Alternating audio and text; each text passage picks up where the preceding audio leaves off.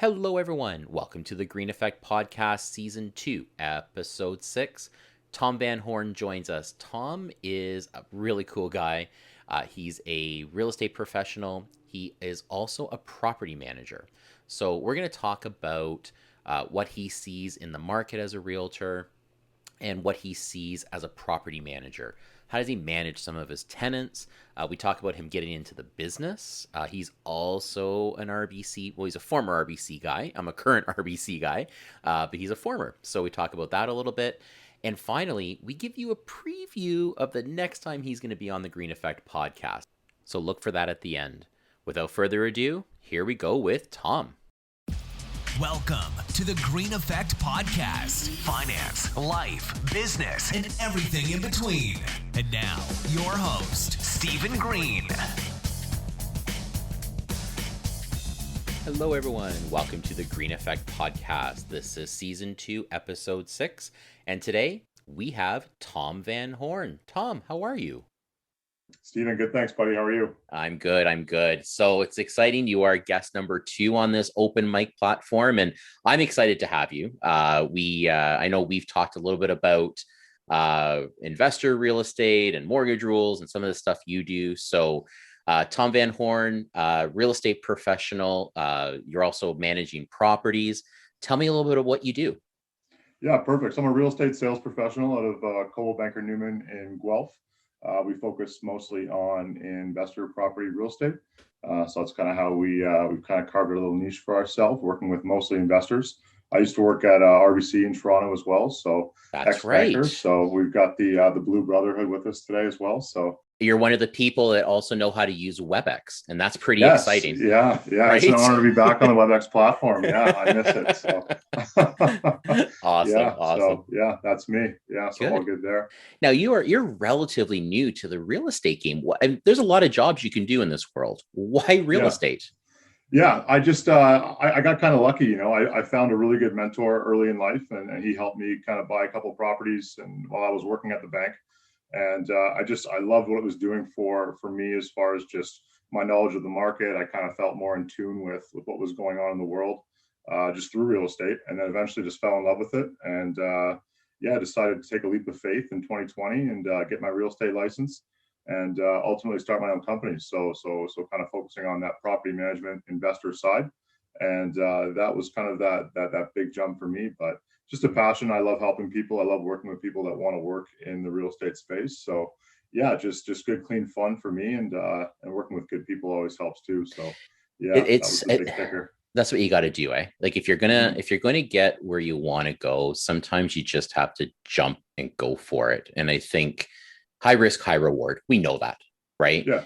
I think though, if you're ready, you're both feet in, and you hit the road running, it can be very good. You can definitely get the life that you want, maybe is the best way to put it, right? Yeah, I think it's that old analogy of just burn the boats to take the island.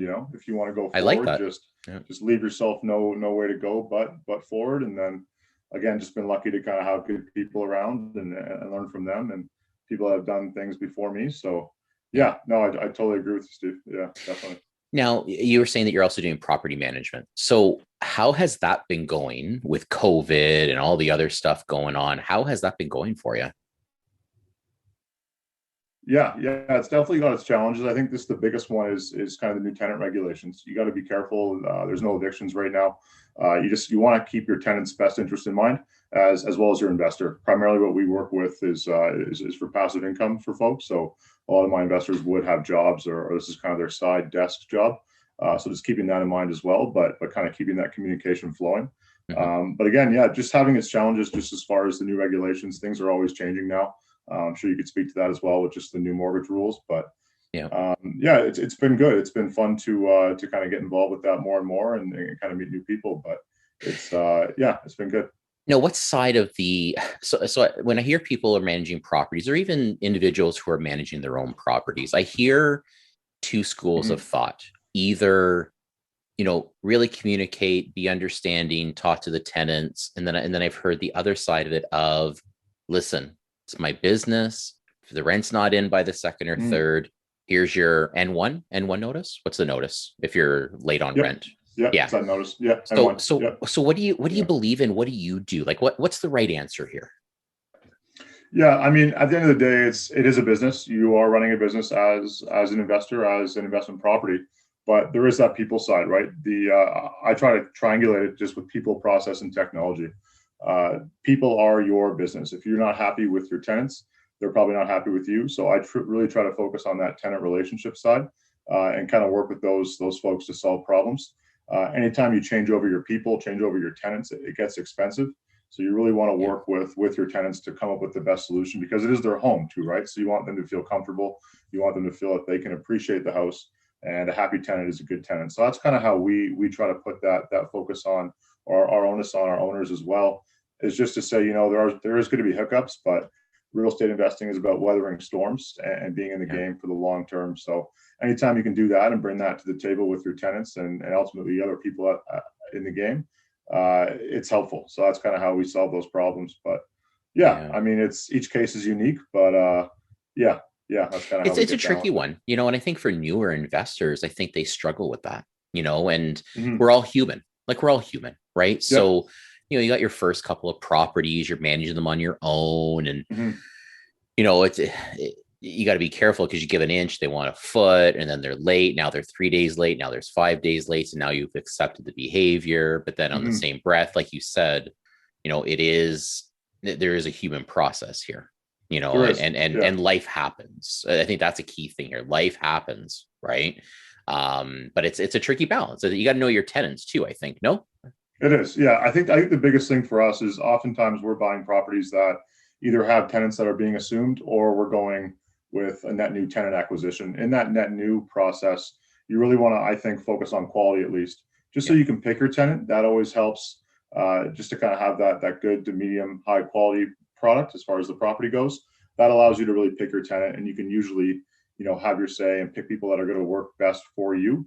Oftentimes, if you're working with larger buildings or kind of any multifamily housing, there are a lot of factors. There's a lot of people involved. So you want to have that good product. This lets you have a little bit easier conversation Yeah. with your tenants, because they want to stay, they want to respect the property.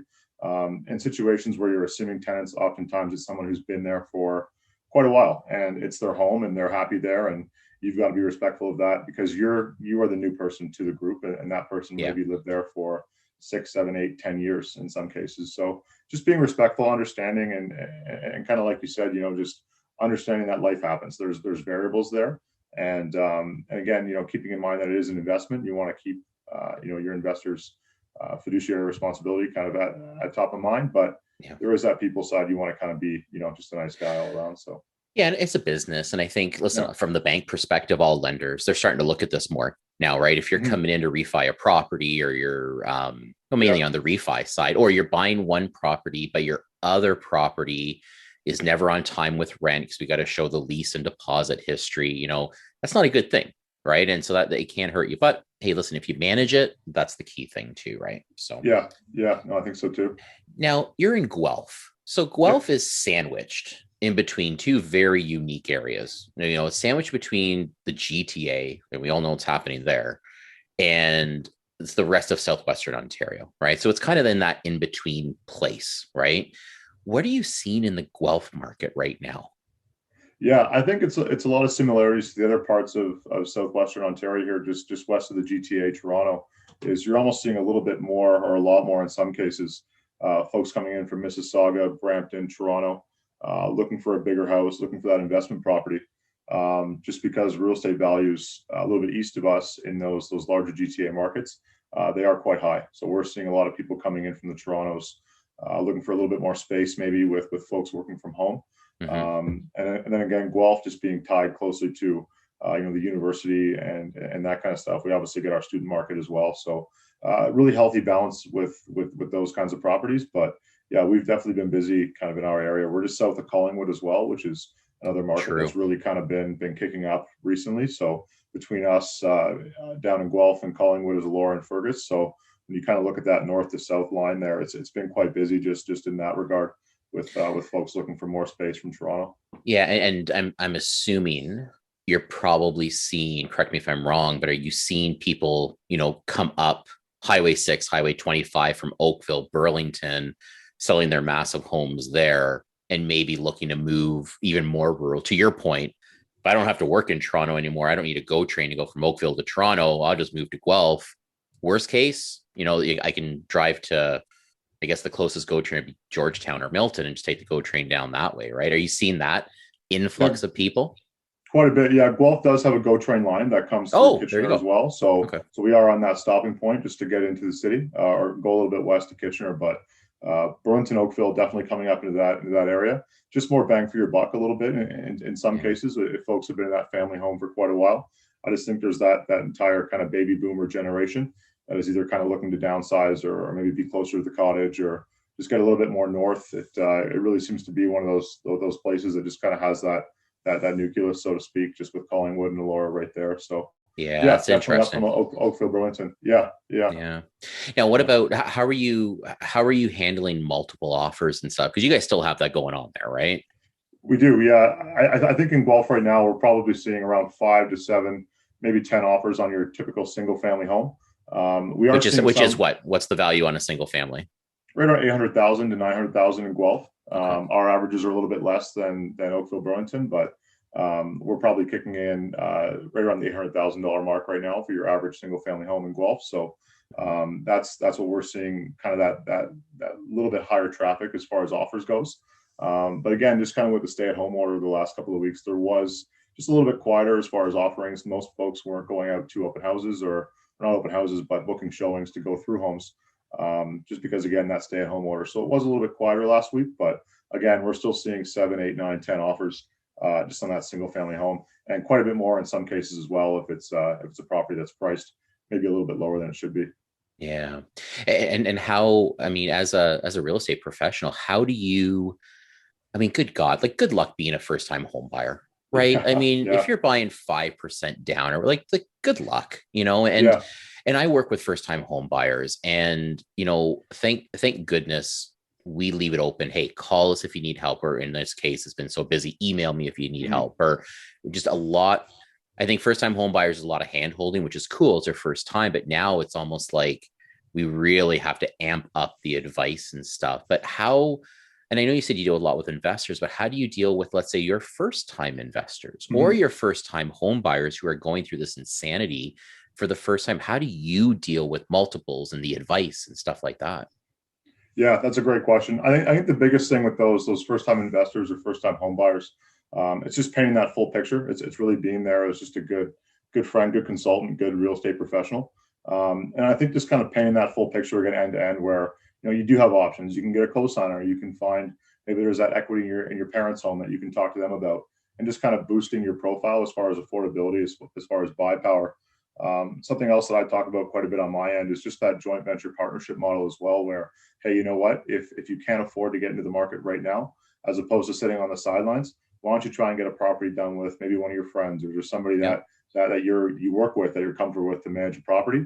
Because just being in the market is a little bit better than not, or maybe waiting for that perfect opportunity. So just being creative, I think it's always nice to have a couple different tools in the toolkit. And then again, just kind of coaching patience as well, getting shots on goal, getting a couple deals in. Might not happen in the first couple months, but if you kind of just keep yourself, to your principles and kind of keep taking action, everybody gets a house, and eventually you'll get there. So just kind of talking folks through that, I think, is really powerful because it is an emotional thing, right? It's tough, Yeah. it's challenging, and when you think you got the house, and all of a sudden it doesn't work because somebody paid $200,000 over asking, it can be a little bit discouraging. So yeah, just kind of being there for those conversations. Well, I think patience is the toughest part, though, right? Like Yeah, I mean, again, I've seen some of my first time home buyers, Tom, they put in 8, 9 offers and just lost, and we're talking firm offers and which probably they shouldn't even be making firm offers to begin with, but they're doing it yeah, and they're still losing. I've had some where like we give up. If it happens, it happens, right? And it's the emotion, like the roller coaster of emotion. But I think what you say around, what are the other options? Do you want to get in on something? Do you want to do a JV with somebody? Do you want to, talk to mom and dad about co-signing stuff like that? I think that's really important. right? It's advice. I think it's what keeps you in business, giving advice to people, not selling them stuff. You know what I mean? Yeah, I think so too. Well, another thing that we're kind of seeing as well is just as prices start to rise in those kind of bigger metro areas, just being flexible, especially in your market. So if you maybe can't afford a home in Toronto, take a look at Guelph. Try to build that equity somewhere else. Take a look at Hamilton, even Windsor. Is a good place to look at for that first-time investor, just based on purchase price, right? I hear Sarnia is nice this time of year. Yeah, absolutely. Florida of the North. Yeah, just get back up there. That's right. Yeah. So, but again, just being flexible, understanding your numbers, understanding your principles as far as the investment side, being in the game and getting started is always going to beat just waiting for that perfect opportunity and maybe a market that you're comfortable in. So I always try to coach people just to kind of be, again, patient, but also kind of be willing to be flexible to the plan and just kind of stay the course for the long term. So. Yeah, I think long term is the key. I had clients there the other day, and they're exceptionally well qualified, but nervous. First time home buyers, had 20% down, exceptionally well qualified. They were absolutely paranoid. They're like, we don't even know if we ever even want to buy a house ever. And I'm like, well, but let's look at this different. Let's look at, you said it, Tom, like, let's look at this long term, right? Let's look at what has happened in the real estate market. Don't look at just the next couple of months. Look at your life when you have kids, when you have a dog, when you've now paid down your landlord's mortgage. God, I work with investors, and here I am talking people into, doing this, but, you're paying your landlord's mortgage and not your own, right? Like you have to look long-term at everything now, Absolutely. And that's important. Yeah. So yeah, I think that's why those income streets as well are becoming so popular. Like we're really seeing in Guelph, I think in other markets as well, is just that accessory apartment suite. yes. As we're talking to investors, a lot of folks are looking to buy, maybe it's that first home for themselves, but it's also that income property. So that's what we're kind of seeing is almost that double dipping model where, yeah, you know what, you live in the house, but you do build that basement apartment downstairs and that becomes your investment property. And as you grow that equity, and like you said, Stephen, your life kind of keeps going. You almost kill two birds with one stone just to get that income property down. You live there for a couple of years, build equity, then you kind of move on to property number two. So that's something that I think we're seeing more and more, just as far as that first-time home buyer, that first-time investor is a bit of that double dipping there. And I think too, as well as I do, incomes have simply not caught up to the price of housing. Yeah. So if you can score something like that, put some sweat equity in, make it a legal whatever, duplex, in-law suite, whatever, then that's where you score, right? That's where you can really build that up as you need to. So yeah, definitely. It has been amazing having you on. Thank you. I really appreciate that you've got that long-term view. You work with investors. I love that you manage the properties. I think if you're in that property management side as well, you can really lend advice and support to your first, second, third, fourth, and fifth time investor buyers. It's good to say that, you're able to do it. So thank you. It was great having you on for sure. Absolutely. Yeah. Thanks, Stephen. Always happy to chat with one of RBC's finest. So thanks very much. Checks in the mail, baby. Hey, listen, so before you go, we always allow a shameless plug. Where can people reach you? Phone number, give me a phone number, give me an email, and your social media. Perfect. Yeah. So I'm at TVH Real Estate Group on Instagram, and I can be reached at any website with Coldwell Banker Newman Guelph. And always happy to chat real estate, rugby, or anything banking related. So whoa, rugby? Yeah. What do you mean rugby? We'll get that the next time. But I used to play a little bit of rugby with the Toronto Arrows and a bit of the Brantford Harlequins as well. So we'll have to get that on episode 2, I suppose. We'll have to have like an athlete session. You're rugby, I'm volleyball. Now we're talking. Yeah. All right. We'll have to just do we'll have to battle of the sports. Yeah, we'll do a sports podcast. I love it. Coming to the Green Effect soon. Awesome. That'll be next Friday. That's it. Yeah. Tom, thank you very much. Take care. And until next time, folks, we'll talk to you soon. Thank you for listening to the Green Effect Podcast. Subscribe to this podcast on iTunes or Google Play so you catch the next episode. And don't forget to leave a review. Much appreciated.